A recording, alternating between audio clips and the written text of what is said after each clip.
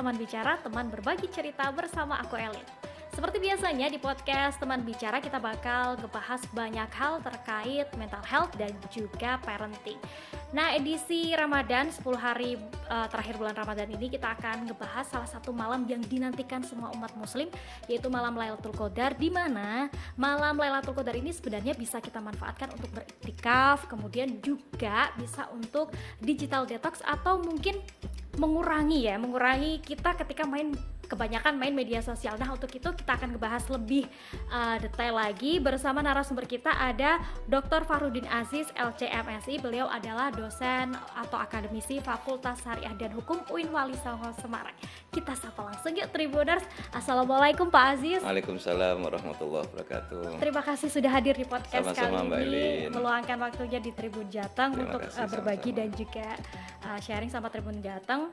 Dan juga buat Tribuners, kabarnya bagaimana Pak Aziz? Alhamdulillah sehat. Alhamdulillah sehat. Sibuk apa Ya. nih Pak 10 hari bulan Ramadan? Masih dengan rutinitas mengajar, berkegiatan dengan masyarakat. Saya kira itulah rutinitasnya. Luar Ya. biasa. Tapi tetap sehat terus, semangat terus ya Pak. Alhamdulillah sehat. Mohon doanya sehat terus. Mbak Semoga Elin sehat juga terus. ya. Baik. Amin Ya. amin Bapak.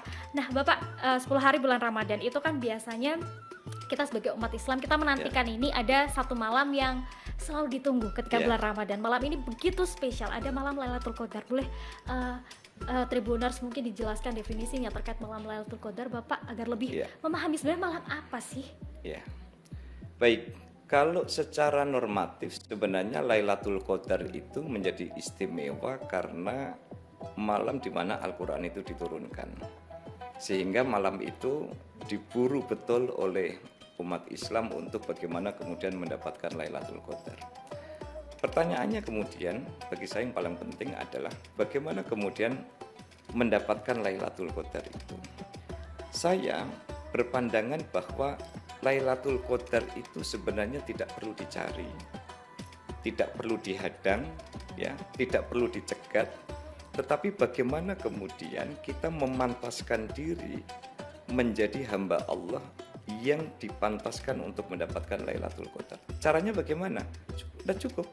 Istimewakan Ramadan dari awal sampai akhir, tidak perlu membedakan 10 hari pertama, kedua, ketiga, tidak perlu membedakan ganjil dengan genap. Tugas kita sesungguhnya simpel. Istimewakan Ramadan setiap sesinya, siangnya, malamnya, awalnya sampai akhirnya. Maka last minute Allah punya cara bagaimana kemudian menjadikan kita menjadi the most wanted mendapatkan Lailatul Qadar. Sehingga saya berpandangan bahwa Lailatul Qadar istimewa dan digambarkan oleh Allah itu sebagai malam yang istimewa karena Al-Quran diturunkan. Tetapi satu fakta yang sebenarnya harus kita ungkap bahwa Lailatul Qadar itu dalam Al-Quran pertanyaannya menggunakan kata tanya wama adraka. Ketika Allah bertanya wama adraka, apa itu Lailatul Qadar? Maka kata tanya wama adraka itu sebenarnya pertanyaan yang tidak ada jawabannya. Pertanyaan yang tidak ada Tidak ada jawabannya. Maka Allah ketika memberikan pertanyaan wama adraka tidak dijawab dengan definisi, tetapi dijawab dengan statement Lailatul Qadri khairum min alfi syahr. Kalau pertanyaannya apa itu Lailatul Qadar, Allah jawabnya dengan reward, bukan dengan definisi. Maka saya kira tugas kita adalah istimewakan Ramadan, biarkan Allah memberikan caranya sendiri, privilege bagi mereka yang istimewakan Ramadan. Oke. Saya kira itu Mbak Elin. Berarti sebagai umat muslim yang menjalankan ibadah puasa kita harus mengistimewakan dari awal Ramadan sampai akhir, gak boleh Betul. beda-bedain. Iya. Oke, baik Bapak. Saya tertarik masih terkait malam Lailatul Qadar, di mana kadang anak-anak tuh kan tanya Bapak, Ya. kita katanya malam Lailatul Qadar, Ya. hari ganjil. Terus bagaimana kita mendefinisikan malam Lailatul Qadar ini ke si anak itu? Iya. Kita bisa sampaikan dengan narasi yang sederhana, tentu yang dipahami dalam kapasitas anak-anak, bahwa Lailatul Qadar itu adalah malam yang sangat istimewa sehingga kita harus menjadi hamba yang istimewa. Maka yuk Dik, kita ngaji, yuk Dik, kita mendatangi majelis ilmu, ayo kita datang ke masjid, ayo kita tidur lebih awal supaya nanti malam kita punya waktu lebih panjang untuk berzikir kepada Allah. Paginya nanti kita berbagi, datang ke panti asuhan dan lain sebagainya. Oke. Jadi memaknai Lailatul Qadar itu lebih produktif. Dengan apa? Dengan mentransformasikan kepositifan kepada orang lain. Tidak dengan sikap pasif, kemudian menghadang trawehnya hanya waktu ganjil, ya tak? Iya. Kemudian qiyamul lailnya hanya ganjil. Maka saya kira Lailatul Qadar ini harus dimaknai lebih produktif. Tidak dengan cara menunggu, tetap Mbak Elin kan tahu menunggu nggak enak kan Mbak? Nggak enak. Nggak Bapak. enak, Nggak makanya enak menunggu ya. sama sebenarnya. Menunggu Lailatul Qadar nggak enak kalau hanya menunggu. Maka bagaimana kemudian kita melakukan aktivitas yang produktif? Ya toh? Malam hari itu tidak perlu kemudian kita harus siapkan kopi sehingga nanti jam 1 kita bangun. Tidak. Normal saja. Ada tamu kita bahagiakan, ada tetangga kita bahagiakan, anak kecil kita bahagiakan, istri kita bahagiakan. Ya toh? Kita beramal, sorenya kita beramal, besoknya kita beramal. Allah yang akan merekapitulasi amal itu. Oke. Gitu ya. Jadi dengan itu maka Lailatul Qadar itu menjadi lebih sinergis, lebih produktif, dan ada amalan-amalan yang bisa kita berikan sebagai edukasi kepada anak-anak. Oke. Jangan nunggu dek, ayo dari sore, maghrib, malam, besok, ayo kita terus beramal. Adik-adik, ayo belajar. Kalau harus buka gadget, ayo buka yang misalkan murotal, atau buka kajian ilmiah, atau film-film seru tentang sejarah Nabi dan sebagainya. Kan saya kira itu akan produktif ya Mbak Elin. Oke, produktif dan juga bermanfaat ya Bermanfaat Bapak. sekali. Oke, baik. Terkait malam Lailatul Qadar, Bapak, biasanya banyak kita manfaatkan salah satunya untuk beriktikaf. Nah, bagaimana cara kita memaksimalkan untuk beriktikaf di malam Lailatul Qadar ini? Padahal kadang kan mungkin ada banyak gangguan, salah satunya handphone, media sosial Bapak. Kadang kita lagi iktikaf, handphonenya bunyi, akhirnya buyar deh. Nah, Ya. itu gimana Pak biar kita Begitu maksimal? bunyi, buka sedikit, Scrollingnya keterusan. 1 jam. Scrollingnya, ya. Gak jadi zikir deh. Ya, begini. Secara etimologi, iktikaf itu berdiam diri. Jadi kalau secara literal kita memaknai iktikaf itu adalah berdiam diri di dalam masjid, kemudian melakukan serangkaian ibadah. Itu secara literal. Tetapi secara substansial iktikaf itu sebenarnya adalah mengheningkan cipta dari hiruk pikuk duniawi, mengheningkan cipta dari hal-hal yang tidak produktif. Maka ini bisa dimaknai dua. Kalau kita memaknai iktikaf ini secara etimologis, maka orang itu berdiam diri di dalam masjid. Pertanyaannya, apakah semua saudara kita punya ruang dan waktu yang sama untuk di masjid? Tidak. Saudara kita yang shift pabriknya malam, atau mungkin di tribun ada shift malam, iktikafnya harus di mana? Maka saya lebih tertarik memaknai iktikaf ini secara substansial sebagai upaya untuk bagaimana tata kelola dan sistem tubuh yang sudah begitu sibuk diheningkan, kita mengheningkan cipta untuk kemudian membuat relasi vertikal kita dengan Allah itu menjadi lebih bermakna. Maka saya kira ini menjadi slot orang untuk mendapatkan keutamaan iktikaf ini bisa dengan iktikaf duduk qiyamul lail di dalam masjid, silakan. Tapi jangan tutup peluang saudara-saudara kita yang ada di tempat kerja, yang ada di pabrik, yang mereka harus mengais rezeki halal di jalanan, bahwa mereka pun juga sesungguhnya memiliki peluang yang sama, beriktikaf di hadapan Allah, mengheningkan cipta, mencari rezeki yang halal. Duduk di dalam masjid berzikir adalah sunnah, tetapi mencari rezeki halal untuk istri dan anak-anak, bukankah ini sesuatu yang luhur? Maka mari kita sepakati dulu bahwa iktikaf itu sesungguhnya adalah upaya untuk membuat diri kita silent, hening sejenak, bahwa kita sedang bermesraan dengan Allah. Nah, bagaimana dengan gadget, Mbak Elin? saya memaknai gadget itu sebagai sesuatu yang fungsional pada satu sisi, tetapi bisa menjadi sesuatu yang ornamental pada sisi yang lain. Kalau ornamental ini untuk having fun, untuk senang-senang scrolling ini dan sebagainya. Tetapi kalau kemudian kita harus memegang gadget, membuka gadget dan lain sebagainya, tentu satu dengan yang lain punya cara dan treatment yang tidak sama membuat HP ini fungsional ataukah ornamental.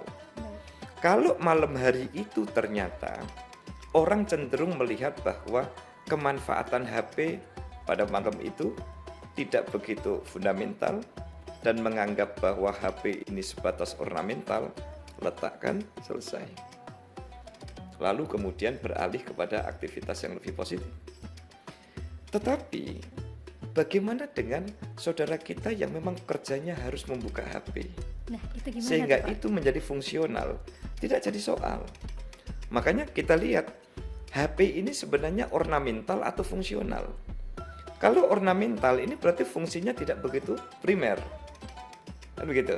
Tapi ketika ada, ya, misalkan saudara saya yang bekerja, dia harus mentranskrip berita, ya, misalnya yang harus mengirim berita, kemudian harus mengambil berita dari berbagai media, dari jurnal, dari ini berita terbaru misalkan, atau mungkin redaksi Tribun harus mengulas berita tentang Khamenei, ya kan? Ini kira-kira rudalnya Iran ini kira-kira sampai ke Israel ataukah malah nyangkut karena Lailatul Qadar mau turun. Nah, misalnya kan, sehingga harus mengeksplor berita, mengkomparasi berita.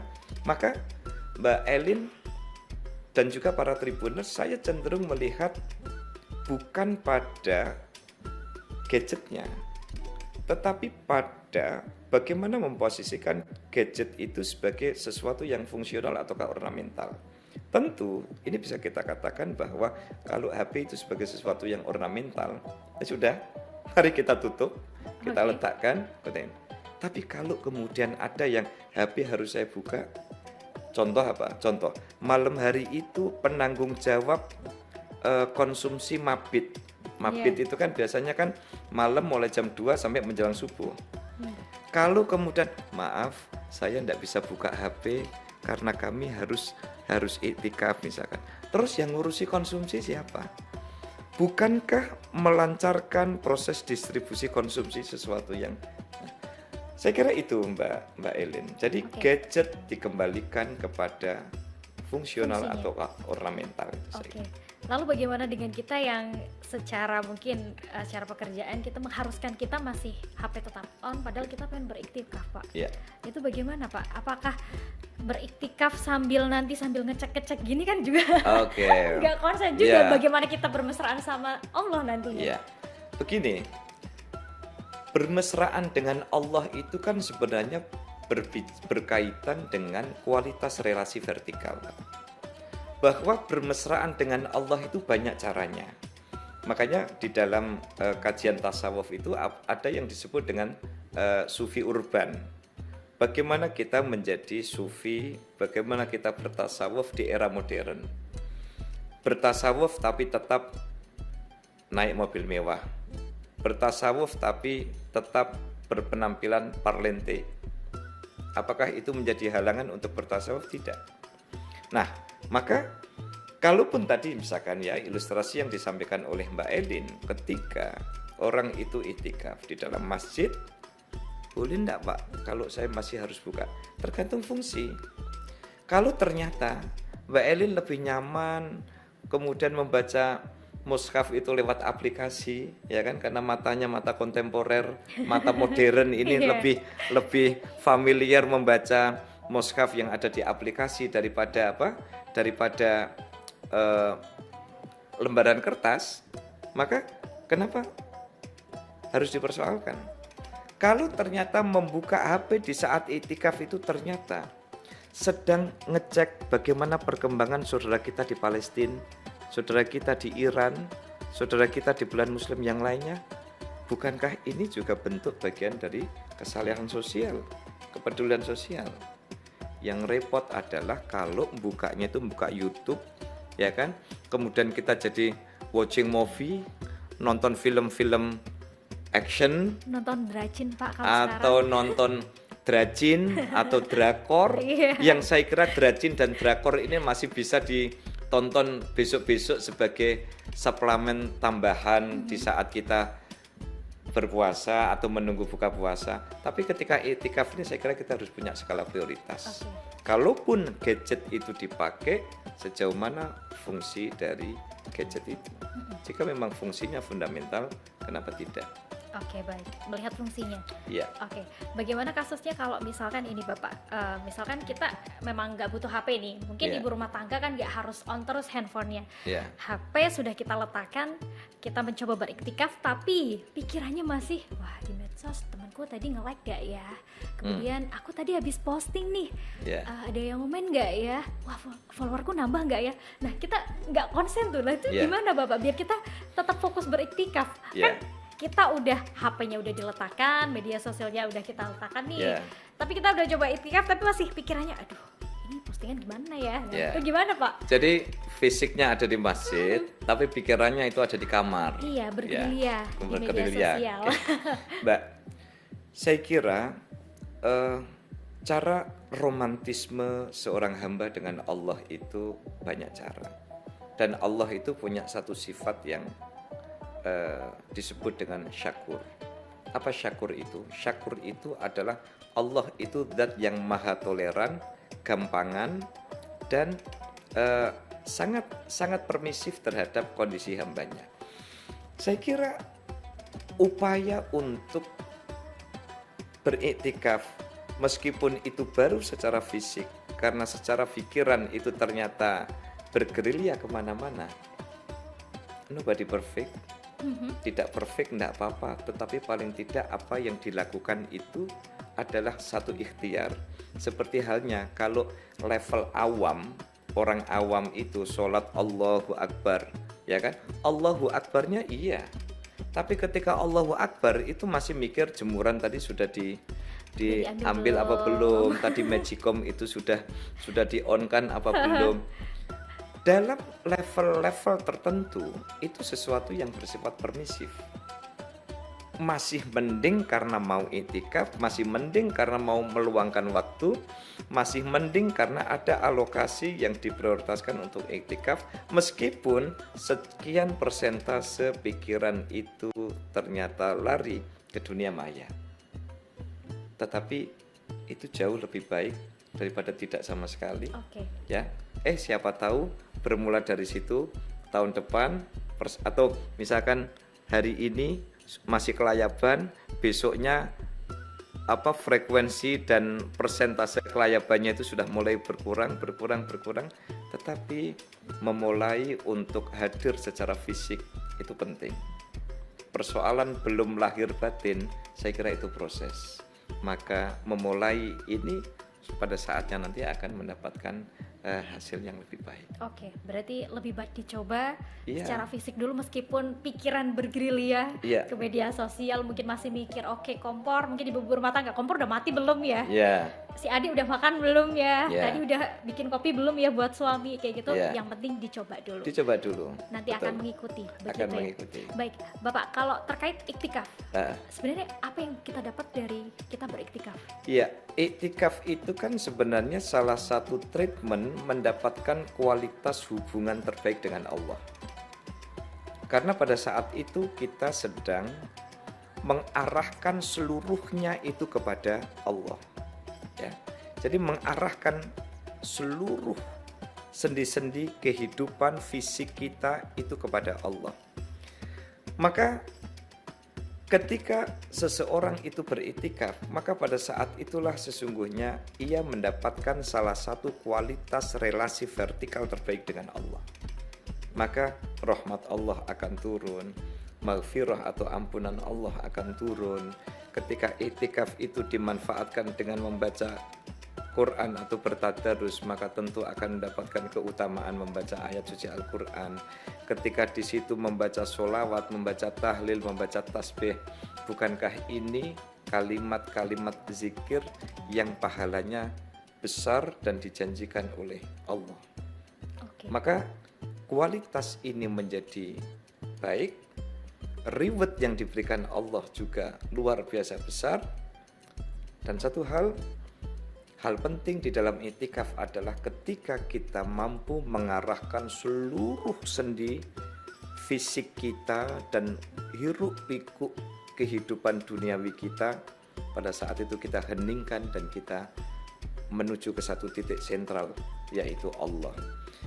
Dalam satu kredo misalkan kalimat la ilaha illallah. La ilaha, ilaha itu kan sebenarnya kan Tuhan.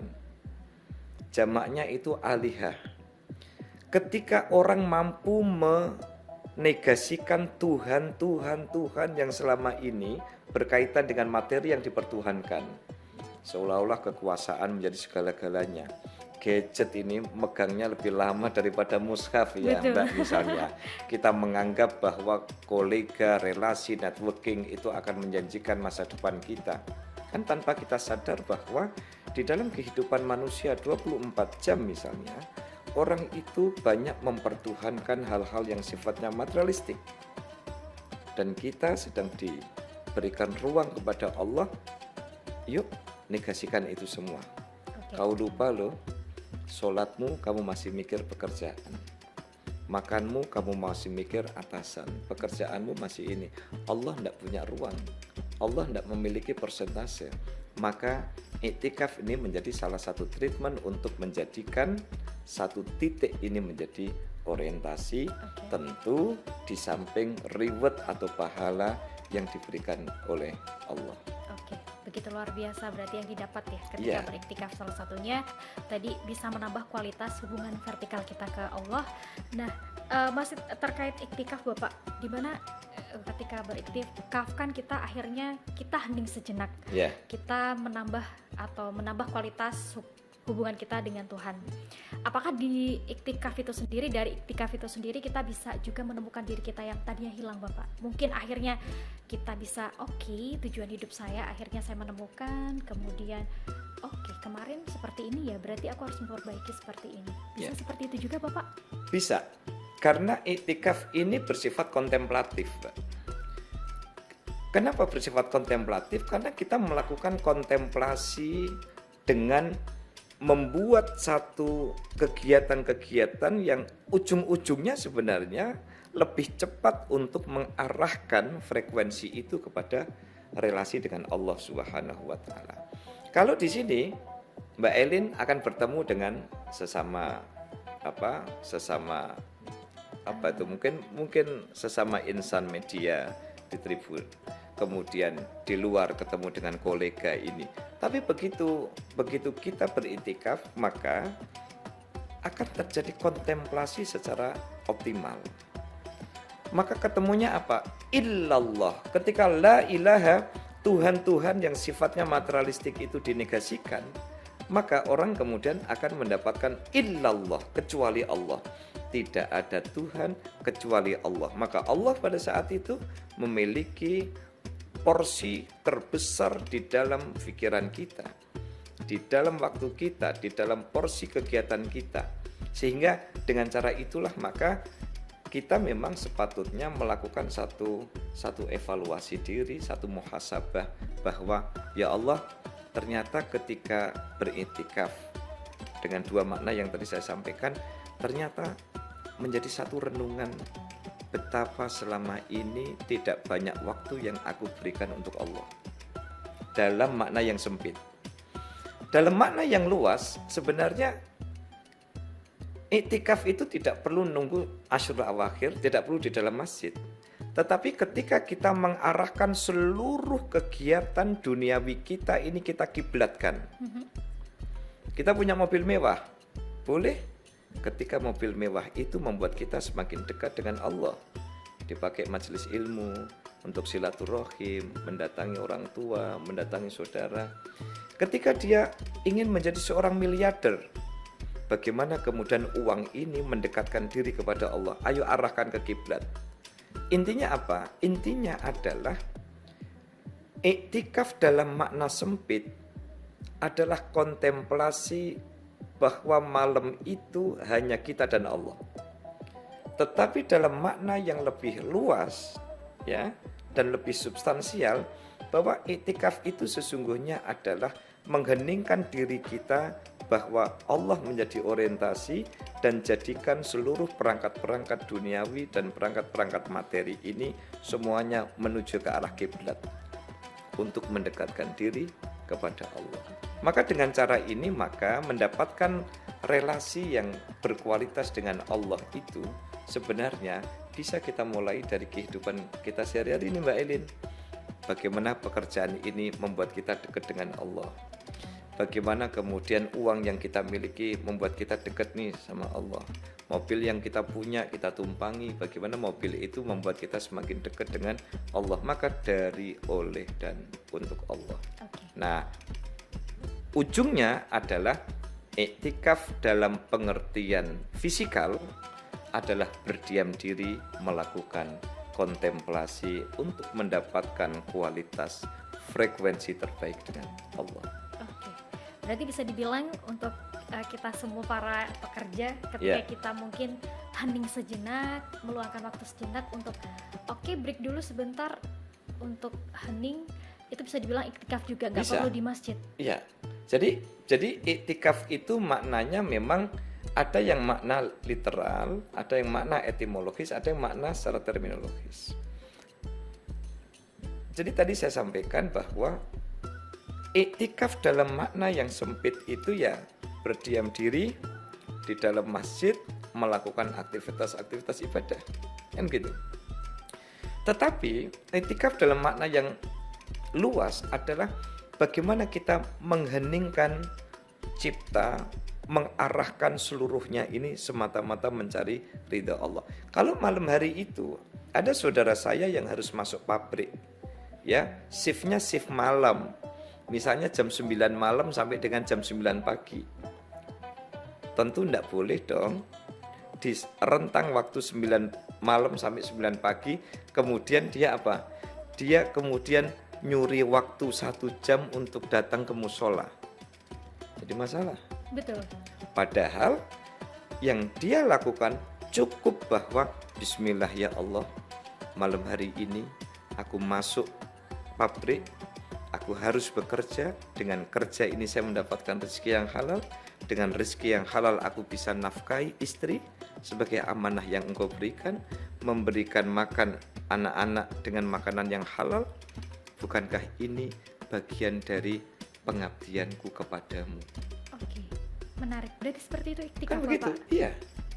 Jadi termasuk saudara-saudara kita yang memang harus menembus dinginnya malam, ya misalkan sopir bis dari Yogyakarta ke Surabaya. Coba gimana? Bisa kok. Apa yang dilakukan? Ya Allah, malam ini aku harus menembus gelapnya malam untuk mendapatkan rezeki agar istriku bisa aku nafkahi, anak-anak bisa aku cukupi gizinya, ya kan? Bukankah istri dan anak-anak ini menjadi tanggung jawabku? Lalu di perjalanan ditambahlah suplemennya, tinggal banyak sholawat, banyak tasbih, banyak kalimat-kalimat zikir. Maka sama, Mbak, saya kira. Sehingga jangan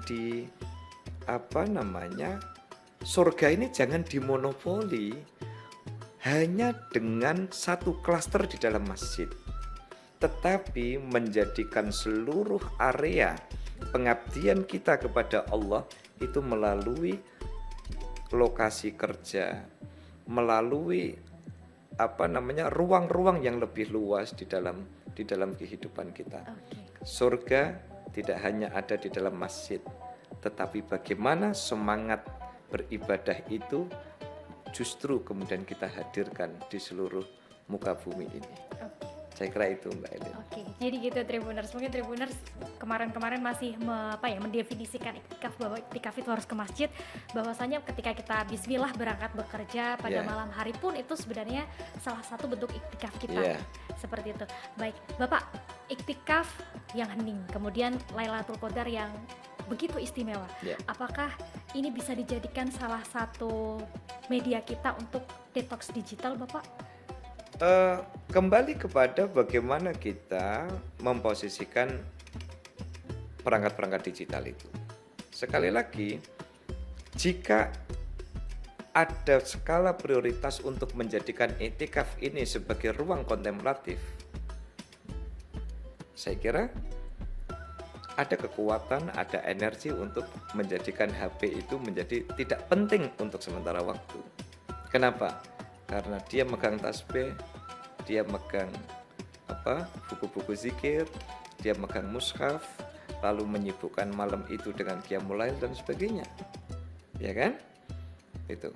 Tetapi ini juga menjadi energi tambahan kita untuk sudahlah, kalau seharian kan kita sudah pegang HP nih. Khusus untuk malam inilah jam 12 sampai dengan jam 4:30 ini sudah HP kita istirahatkan. Jadi kalau tadi Mbak Elin tanya apakah bisa untuk detox digital, bisa. Tetapi tetap kembali kepada semangat dan niat kita dari awal. Apakah HP dan isinya atau perangkat-perangkat digital ini kita jadikan sebagai perkara yang fungsional atau ornamental. Baik. Ya kan? Maka kalau kemudian seperti saya, HP itu apa Mbak isinya? Nggak ada isi macam-macam, nggak ada aplikasi macam-macam, sehingga bagi saya fungsi HP itu ya ngirim WA, nerima WA, sudah. Ada YouTube, selesai. Saya tidak punya aplikasi game, ya kan? Saya juga bukan pecinta Drajin maupun drakor. Media sosial Pak gimana? Atau media sosial juga sudah tidak ada lagi. Kalaupun ada pun itu saya lebih di laptop, bukan di HP. Instagram juga pernah punya, nggak tahu masih hidup apa mati sekarang. Jadi saya kira kembali kepada sejauh mana kemudian digital atau perangkat-perangkat digital itu bisa menghadirkan kanal kemanfaatan bagi kita. Ketika kanal kemanfaatan melalui digital itu ternyata besar, ya, kita tidak perlu mengkambing hitamkan perangkat digital ini sebagai penyakit bagi kita. Kembali kepada kita kok. Ya, ibarat begini, ketika Mbak Elin hadir atau mendatangi food court di salah satu mall di Semarang ini misalnya, ada begitu banyak varian makanan, ya kan? Indra penciuman kita itu mencium begitu banyak aroma. Lalu mata itu melihat begitu banyak alternatif. Pertanyaannya, apakah sekian aroma yang dicium dan sekian alternatif yang dilihat itu dipilih semua? Tidak. Pilihannya adalah kepada kesukaan. Suka itu kan bisa karena enak, bisa karena murah. Syukur-syukur murah dan enak. Betul. Kan begitu ya Mbak ya. Nah kan begitu. Iya. Nah sama sebenarnya hati kita itu punya kuasa untuk memilih. Memilih untuk membuat relasi di dalam i'tikaf itu menjadikan hal di luar yang prinsip untuk kita negasikan, ataukah kita memberikan persentase 50% untuk tasbih, mushaf dan zikir, yang 50% untuk HP. Ataukah kita menganggap bahwa tidak, malam ini tidak ada ruang untuk alat-alat digital sementara waktu. Maka 100% saya putuskan bahwa ini ruang untuk bermesraan dengan Allah, digitalnya esok hari habis subuh saat kerja kita mulai. Saya kira pilihan-pilihan itu kembali kepada kebijaksanaan individu masing-masing. Baik. Ada pilihannya, tergantung kita bagaimana memilihnya. Betul. Kita bisa meletakkan HP kita, atau mungkin misalkan memang ada pekerjaan yang diharuskan atau kebutuhan ya, atau kewajiban mungkin yang mengharuskan kita on HP, sebenarnya oke ya Pak ya, nggak apa-apa. Baik, Bapak terakhir boleh disampaikan pesannya ke Tribuners? Nggak terasa Bapak ngobrolnya udah cukup panjang juga. Boleh Pak disampaikan pesannya ke Tribuners? Ada pesan apa Pak? Para Tribuners, hidup ini adalah bicara tentang bagaimana kualitas hubungan kita dengan Allah.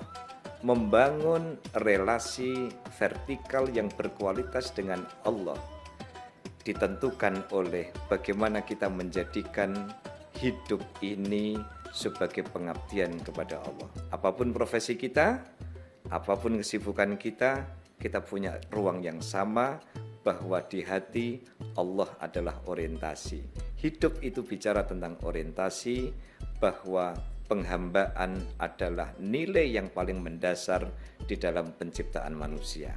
Maka di Asyrul Awakhir nanti saya berharap kepada para Tribuners, ayo Lailatul Qadar jangan sekedar dinanti, jangan sekedar dicari, tetapi mari kita menjadikan diri kita menjadi the most wanted yang dicari oleh Lailatul Qadar dengan cara istimewakan semua waktu, masa selama bulan Ramadan dari awal sampai akhirnya.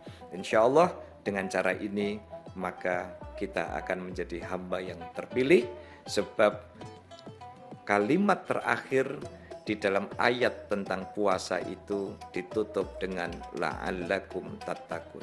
La'allakum itu bersifat spekulatif. Artinya bahwa ketika Ramadan ini selesai, kita tidak secara otomatis menjadi hamba yang bertakwa, tetapi kita punya ruang untuk menjadikan Ramadan ini sebagai madrasah penempaan diri, menjadi sosok-sosok yang menjadikan Allah itu sebagai prioritas. Persoalan digital kembali kepada masing-masing. Kita menjadikan perangkat digital ini sebagai sesuatu yang ornamental atau sesuatu yang fungsional. Intinya adalah kembali kepada kemanfaatan perangkat digital itu di dalam kehidupan kita. Saya kira itu. Baik. Mbak Elin.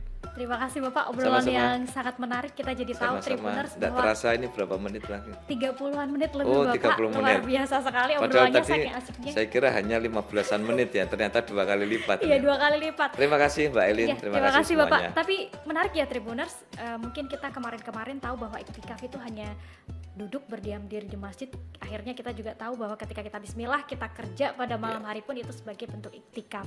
Dan lagi-lagi terkait Lailatul Qadar, kita bisa menyiapkan diri kita dari awal Ramadan sampai akhir Ramadan, lakukan yang terbaik, ibadah terbaik. Insya Allah kita bakal menemui malam istimewa tersebut. Ya, Pak Aziz, terima kasih atas waktunya sudah sharing sama kita. Banyak sekali ilmu yang kita dapatkan. Sehat selalu untuk Bapak. Amin, amin. Sama juga Mbak Elin dan juga kru semuanya. Terima kasih. Oke Tribuners, obrolan menarik tadi sudah selesai. Terima kasih sudah menyaksikan teman bicara edisi kali ini. Saya Elin pamit undur diri dan sampai jumpa. Assalamualaikum. Waalaikumsalam.